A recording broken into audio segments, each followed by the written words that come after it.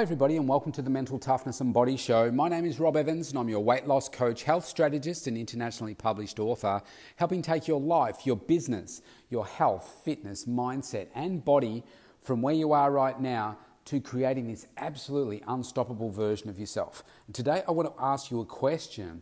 How badly do you want it? Really, how badly do you want it? Whatever it is. Something that's really important to you. Maybe it's your health, maybe it's your fitness, maybe it's your body, maybe it's your business, maybe it's a relationship, maybe it's some other area of your life.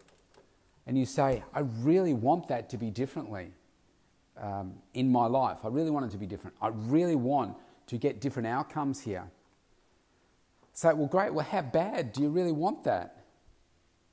And say, oh yeah, I want it really badly, but how bad? Do you want it? Like, are you hungry enough? Do you want it so badly that it's like taking your next breath? Do you want it that badly? Because unless you do, you are unlikely to be highly successful in that area. And I'm a bit fired up about this topic today because my time is so precious. Just like your time is so precious. I have 16 appointments today. And I've found a window right now to record this for a particular reason that has probably provided me with the inspiration for this discussion as well. But I've had to look for these pockets of time to record my 2 podcasts today. I've recorded my first one early today. It's mid-afternoon right now, and I should be having a consultation with somebody right now, a new person. They rang me yesterday. They said they really wanted the change. They wanted to lose 10 to 20 kilos. Now that's a big range to start with. Told them what my programs offered, told them what the expectation was from me in terms of their commitment and that I don't take on people that aren't committed. We set a time for today. I confirmed it via text and she hasn't turned up. Now I get that stuff happens in your life. It really does. But will I ever hear from this person again? Who knows? I've rung. I'll send a text message as well. No response back yet. Maybe this podcast will be cut short because she either does turn up or she does give me a phone call. But the impression that people sometimes give you in what they tell you is that, yes, I really want change. I really want to get that change. Okay, well, fantastic. You haven't even taken the second step. The first step is to pick up the phone or to send a request and say, this is what I want, but hasn't taken the next step. Now, that's not, to me, demonstrating that you want something really badly. You've failed at that next step. Not good enough. It really isn't. I have also some people that I work with that they want the change, but they are not consistently implementing what's required. Not being consistent with the program, not being consistent with the nutrition. Some people think that they just know it all and all they need to do is do the training with you. And yet they find that they kind of stay where they are. They feel better, but they kind of stay where they are. And they tell themselves, make up this story as to why they are where they are and justify that, yeah, no, I'm really happy where I am. Really happy. But deep down, they're not. But until you want it so badly, you're not going to start making different choices. You're not going to commit yourself fully to what it is that you want. How many times have you said to yourself, I'd really want a better version of myself, a sexier version of your body, a healthier version of yourself, but you tell yourself that it's too hard. You say that that's going to require too much work. It's going to require too much training in the gym. Too strict on my food. I love my food too much, so I can't do that. Well, they're just stories that you're making up for yourself to justify why you can't do it.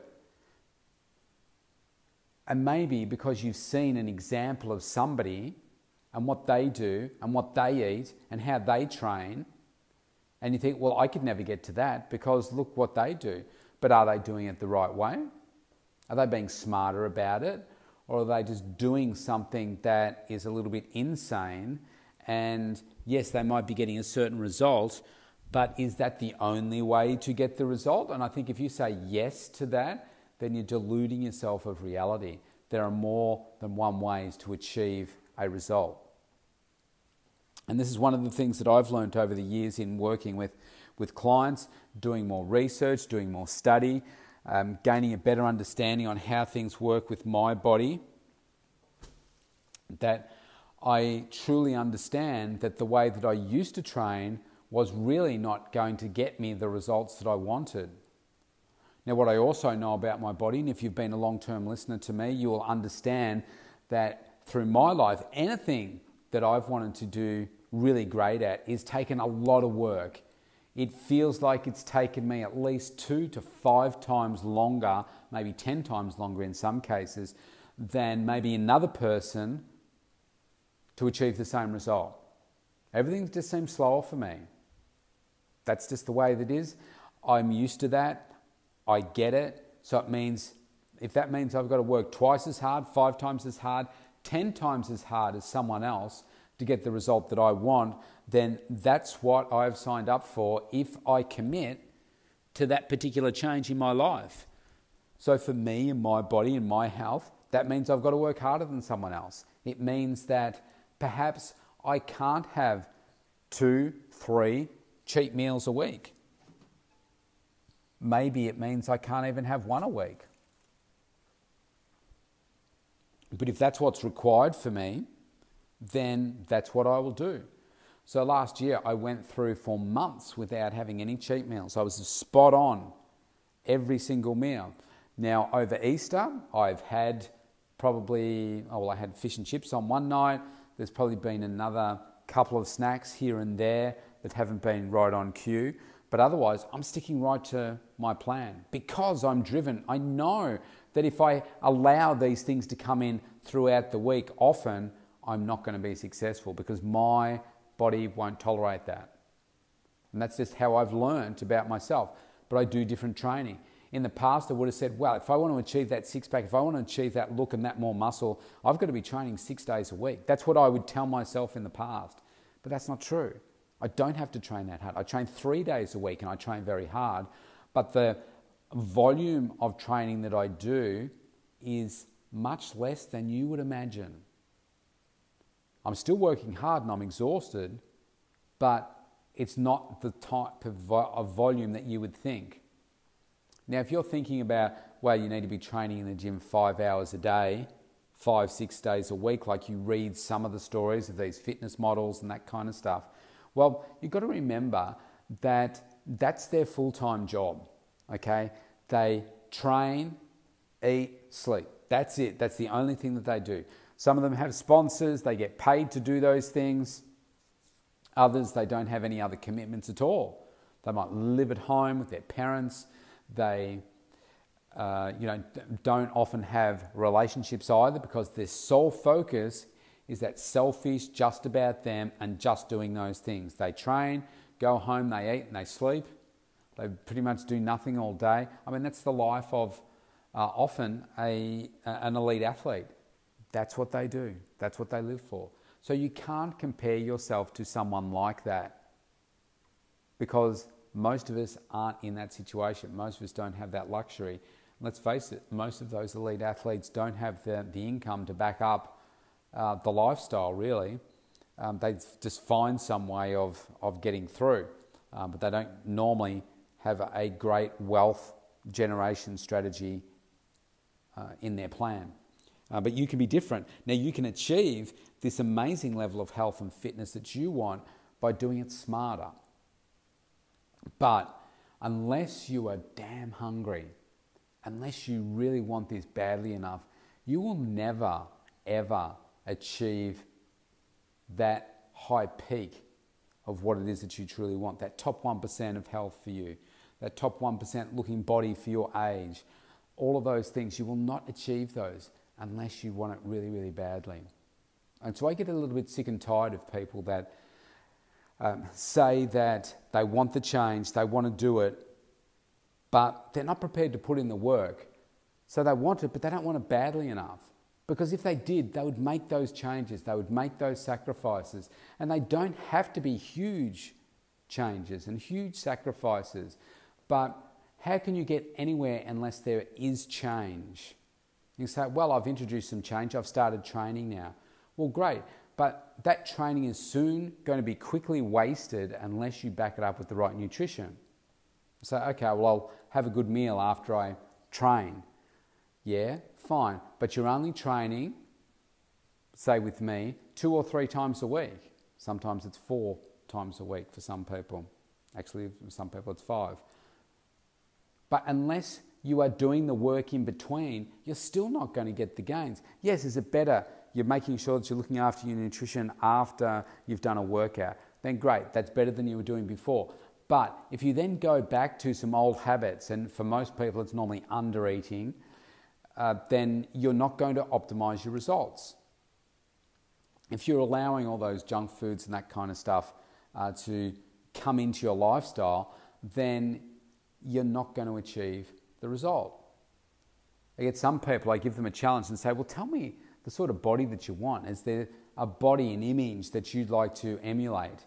And they'll bring in the images and I'll say, okay. And I'm thinking, man, you are miles away from this, and your lifestyle at the moment and what you're prepared to do is never going to get you here.